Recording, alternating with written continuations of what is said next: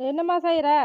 சாமி இந்த கம்மங்கூழ் செய்யறது எப்படின்னு சில பேருக்கு தெரியலன்னு வீடியோ கேட்டிருந்தாங்க. பள்ளிக்கிறதாங்க உழைச்ச கம்பா இருந்தா புடைக்க தேவையில்லை. ஃபர்ஸ்ட் நம்மளுக்கு கொஞ்சம் தள்ளின்னு இல்லை சாமி, கண்ணுல கிண்ணுல மோரம் பட்டுற போகுது. சில அவங்களுக்கு தேவையான கம்பு எடுத்து ஃபர்ஸ்ட் எடுத்தோன்னா புடச்சி தூசி சுத்தம் பண்ணிக்கணும்.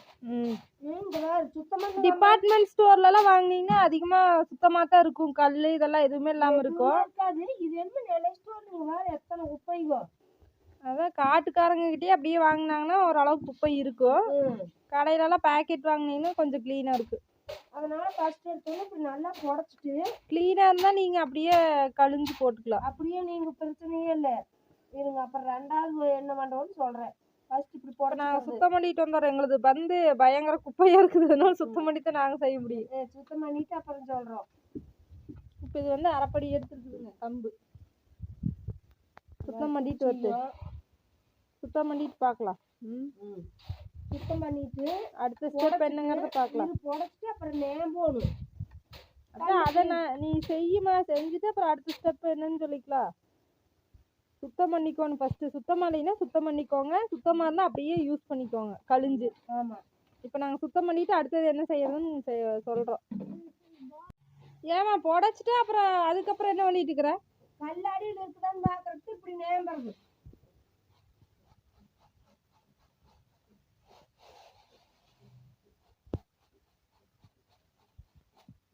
கடைசியில் கல் இருக்கு. இப்படி பண்ணிட்டே இருந்தோம்னா அது வந்து லாஸ்ட்ல அடியில தேங்கி நிக்கு கல்லு.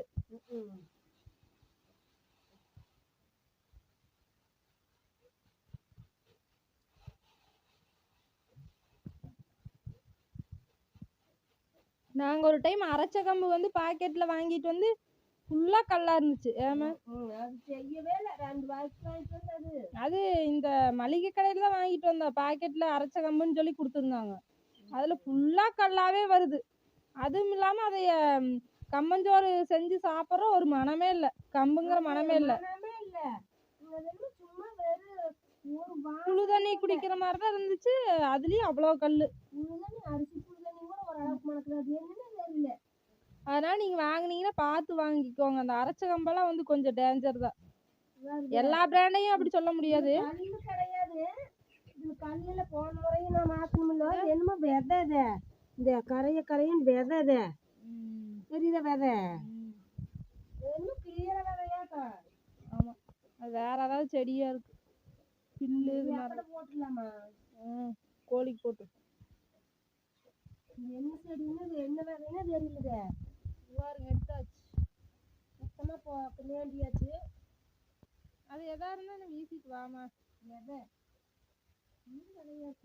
இப்போ வந்து கம்பை க்ளீன் பண்ணிட்டாங்க. அடுத்தது சேர்ல போட்டு தண்ணி கொஞ்சமா ஊற்றிக்கணும். இப்படி கொஞ்சமா லைட்டா தெளிச்சு விட்ட மாதிரி தெளிச்சு விட்டு அப்புறம் அரைங்க. தெளிச்சு விட்ட மாதிரி ஒரு 1/4 டம்ளர் அப்படி கணக்கு வச்சுக்கோங்க. 1/4 டம்ளர் இல்லைன்னா 1/4 டம்ளர் விட ஒரு முழுங்கச்சு அப்படி கணக்கு வச்சுக்கோங்க. சுட்டாம மாவாட்டு போயிரு பாருங்க. இப்போ 2 சுத்தமும் கொஞ்சம் அரைச்சிக்கலாங்க. அப்பதான் மாவு மாதிரி இருக்குதுன்ட்டு சுகாசுக்கு பிடிக்குதுங்க. எனக்கெல்லாம் இது அரை கம்ப உடஞ்சாலே போகுது. நெல் எல்லாம் கம்பெல்லாம் குத்தி ஆக்குனாங்கன்னா குத்தி கம்பு செஞ்சாங்கன்னா முழுசு முழுசா தானே இருக்கு. அரை குறையும் உடஞ்சிருச்சு. தெளிவா தெரியல. கீழே வைமா. இரு தலிசாமி நல்லா பாக்குட்டு. இந்த மாதிரி ஒரு சிலது முழுசா இருக்குது. ஆனா மற்றது எல்லாமே வந்து அரைபட்டுருச்சு. தெரியுதா குரணை? நீ வந்து கழிஞ்சுக்கோணும்.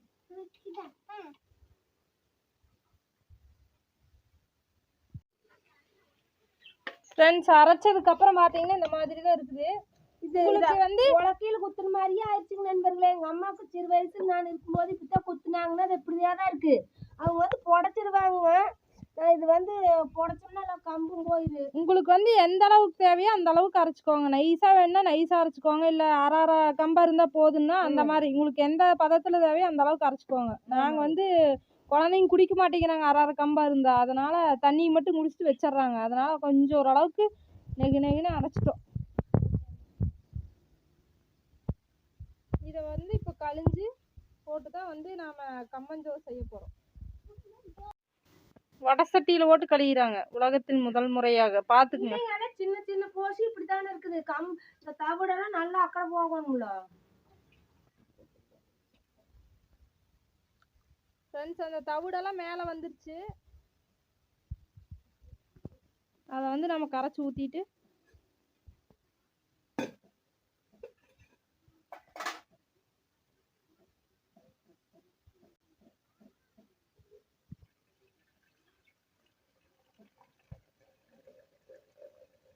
இந்த மாட்டுக்கு ஆட்டுக்கு ஊற்றினோம்னா நல்லா குடிச்சிட்டு. ஆமாம், வரும் பால் மாதிரி வருது. இதுலேயே எல்லா சத்தும் போயிட மாட்டேங்குது. ஆமாம், சாப்பிட்டு தான் சத்து போகுது. இந்த வாரு குழம்பு கம்மங்கூழ் மாதிரியே இருக்குது.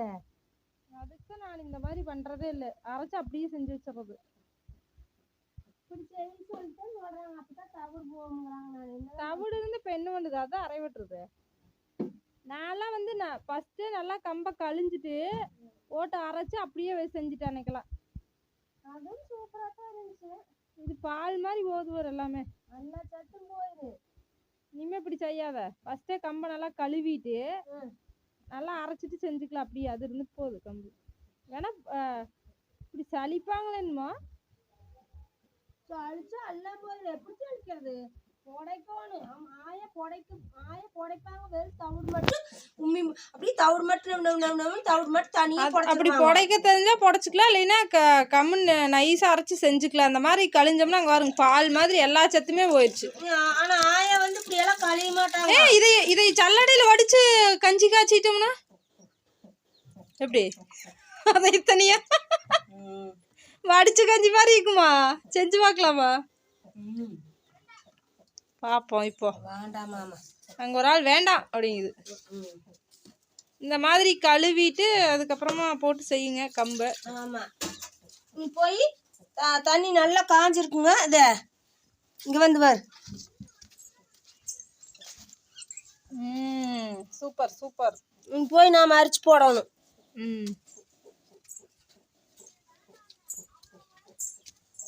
தண்ணி நல்லா கொதிச்சிருச்சு. முதல்ல தண்ணி ஊற்றி வச்சிட்டிங்கன்னா கொஞ்சம் ஈஸியாக இருக்கும். வெயிட் பண்ண தேவையில்லை. ஆமாம், பார்த்து போடுங்க. கொதிச்சிருச்சுங்கன்னா கொப்பளமாயிரு. ஆமாம், கம்பு மட்டும் அப்படிங்க. அந்த கிளறும் போதுமே நீங்கள் சிம்மில் வச்சு கிளறினீங்கன்னா தான் கையில் தெரிக்காது. இல்லைன்னா கையில் தெரிச்சிடும். அந்த ரவையெல்லாம் கொதிச்சு தெரிச்சு அப்படி இருக்கு. அதே மாதிரி இருக்கு. ரொம்ப நேரம் டைம் எடுத்து செஞ்சீங்கன்னா தான் நல்லா பூ மாதிரி வெந்திருக்கும். அடி பிடிக்காமையும் இருக்கும். கிளறிட்டே இருக்கணும் நம்ம. ஆமா, கொஞ்சம் பொறுமையா செய்யணும். அப்பதான் நல்லா இருக்கு. பால் மாற அப்படிங்க வரும். மனத்தை பாரு கொப்பா.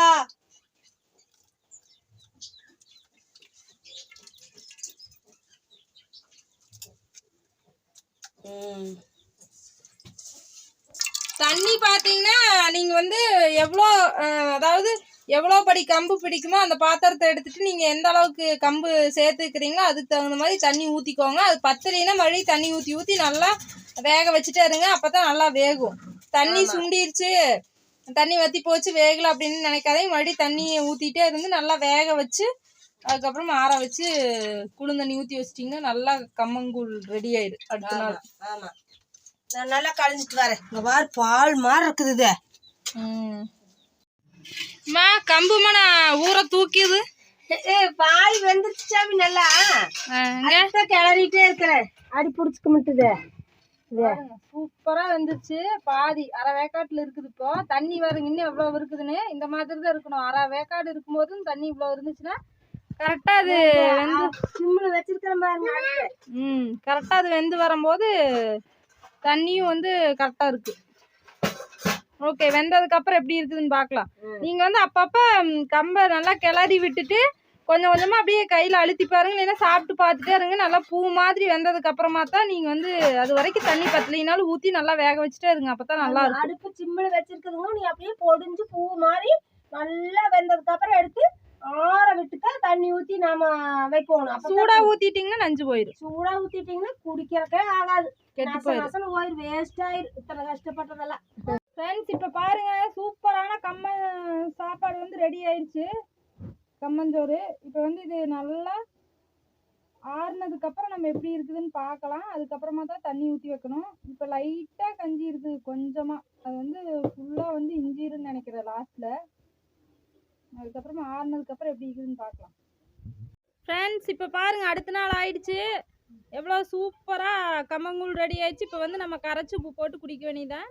இது வந்து நீங்கள் செஞ்ச உடனே இப்படி ஆற வச்சு தண்ணி ஊற்றி வச்சிட்டிங்கன்னா நைட் ஃபுல்லாக தண்ணியில் ஊறிடுச்சுன்னா அடுத்த நாள் வந்து சூப்பரான கம்மங்கூழ் ரெடி ஆயிடும். இதே மாதிரி ட்ரை பண்ணி பாருங்கள்.